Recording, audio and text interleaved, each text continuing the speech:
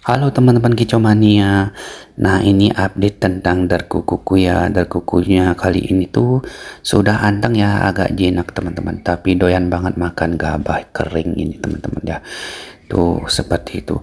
Nah, itu aku dengarkan agak suara ngorok-ngorok gitu loh teman-teman. Pilek atau ada lendir di tenggorokan ya teman-teman. Mohon komennya ya teman-teman.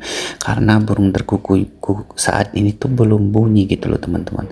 Tapi udah anteng gitu, udah dideketin, tidak gerabakan kayak sebelumnya gitu loh teman-teman ya. Nanti aku mau proses penjinakan lebih lanjut untuk darkuku ini ya teman-teman ya. Aku senang banget sih dengar suaranya gitu loh teman-teman.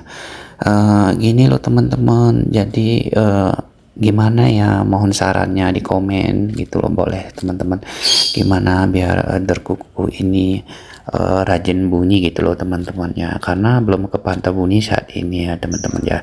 Nah, maklum di sini di situasi sekarang itu jarang sekali ada panas matahari, apa karena dia belum pernah kejemur ya teman-teman ya. Nanti kalau ada sinar matahari aku akan usahakan menjemur burung ini ya teman-teman ya, karena aku kangen banget sama suaranya gitu loh teman-teman ya. Dan untuk bulunya sih sudah mulai bagus ya teman-teman, karena kemarin aku yang buatkan videonya itu aku udah mandikan dengan air hangat dan diisi sampo ya teman-teman ya. Dan saat itulah dia agak lumayan rajin, dia makan dan nangkring pun sekarang sudah normal gitu loh teman-teman.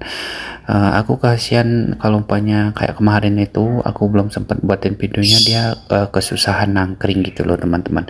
Dan sekarang puji Tuhan dia sudah nangkring bagus dan makannya sudah lahap gitu loh teman-teman.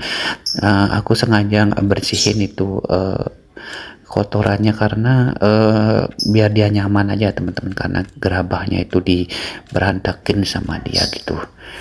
Nah, itu nanti aku mau tahap penjinakan lebih lanjut ya teman-teman untuk burung darkukunya ini, karena ini kayaknya prospek banget burungnya bisa jinak dan nantinya gacor gitu.